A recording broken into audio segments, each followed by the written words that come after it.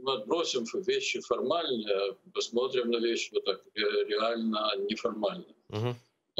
Для Соединенных Штатов, для того, чтобы уговаривать других союзников, которые, скажем, возражают против предоставления Украине и Грузии под защиту.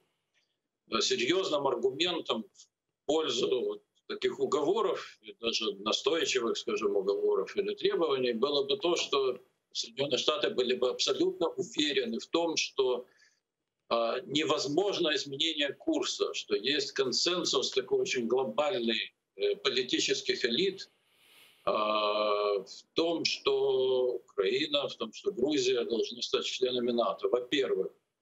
А во-вторых, все-таки без того, чтобы остальные критерии демократического государства, кроме проведения свободных выборов, что, безусловно, в Украине есть это огромное достижение Украины в том, что проводятся каждые 5 лет Понятно, да. свободные выборы, действительно свободные, меняется власть, меняются президенты, меняются правительства.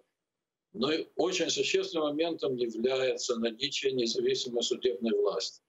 И будем откровенны, на сегодня в Украине независимого суда нет. Но это самая большая проблема. Это действительно, вот если эту проблему решить, да, вот давайте так посмотрим трезво на вещи, то в принципе все остальное, ну вот если провести настоящую судебную реформу, ну, которая будет признана, что все она проведена, да, и начнет, хотя бы начнет работать новая судебная система обновленная, то в принципе все остальное, ну, я прошу прощения, но какие еще вопросы? Потому что... Останется еще одна проблема Какая?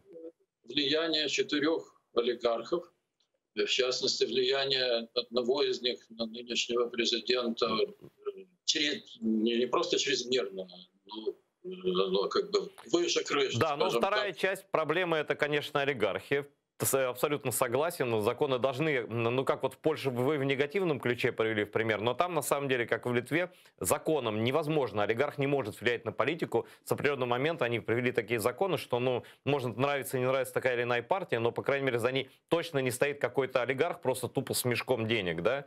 Вот, Ну да, безусловно. Нет, я Польшу привел как негативный пример, ну, потому что как бы, там произошел откат от некоторых норм, характерных для классической западной демократии. Но я абсолютно уверен, что он опротивен. То есть более того уверен, что даже просто путем проведения очередных выборов